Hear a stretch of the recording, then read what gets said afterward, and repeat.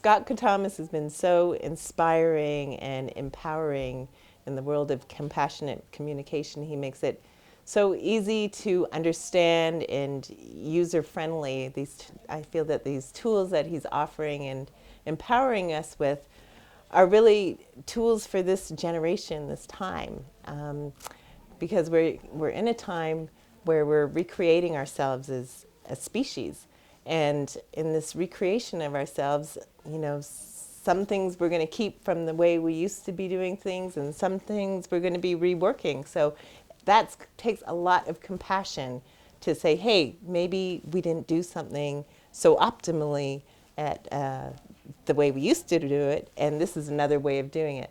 So this is a way of really honoring ourselves as beings, and honoring each other in our process of transformation in a way that takes away from shame and blame, and just recognizes that we're all human beings and that we can do better, and we're a family that's coming together, somewhat maybe dysfunctional family at times, but we're learning how to come together in more harmonious ways. So if you take these tools and you really apply them, they will and are making such a difference in the world. These are tools for an emerging, mature, developed species of humanity, and they're just precious, precious, precious. I can't say enough about them.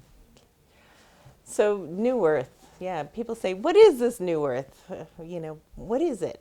You're talking about New Earth, you sound like a New Ager or something. But to me, the New Earth is a world that we're creating. They say we're coming into this golden age of peace, and the golden age of peace is really an age of sustainability, social justice, spiritual fulfillment. It's an age of prosperity. And so how are we manifesting, or how am I manifesting this new age of peace? Well, I live in community at Harbin Hot Springs, and living in community, kind of opting out of the matrix, so-called matrix, we get to recreate ourselves. And we're a community that is actually very abundant, but in terms of mainstream lifestyles, if you were to measure what success is in the mainstream in terms of dollars and cents in your bank account, you might not look at our kind of lifestyle and say that. Yet we live on property of 12,000 acres with this beautiful hot springs and community. And the community is, we live and run a retreat center where 100,000 guest visits come to visit us a year. And so in recreating ourselves and in kind of living more collectively, we get to share in an abundance of nature, an abundance of beautiful property from temples and hot springs. And as artists, we really get to unfold another part of our lives that takes off this pressure of the kind of mainstream having to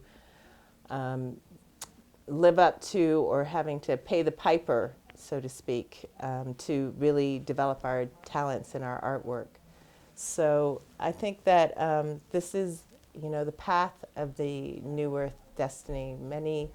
Many cities, like even in Russia, are becoming fully self-sustainable. There are moneyless societies emerging. People are returning to a path of peace, and I'm going to see Priestess, and this path of peace is really about creating peace with the body, peace with the mind, peace with your family, peace with the earth, peace with our ancestors, and peace with the cosmos. So in that, there's a full-time job. If you were really to look at how do you create peace with your body, then you have to look at what kind of food you're eating. Where is this food coming from? Is it coming from a sustainable regenerative system and process? Or is it coming from some sort of, process that the animals are abused and mistreated and are infested with all kinds of things? That can never create peace with your body.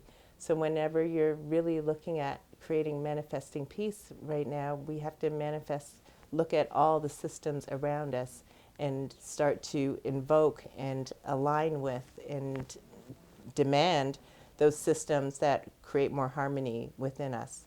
So that means eating food more locally. That means creating more community and being kind of more content where you are, but still you can reach out to the world through using this amazing technology. This is the time of the eagle and the condor, the time where technology and also earth wisdom are marrying to really bring out the best of both.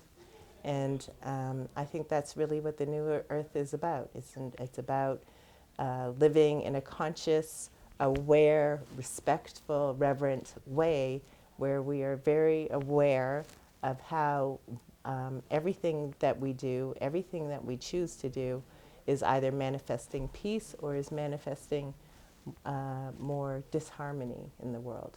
And it is up to us to choose and align with those peaceful practices.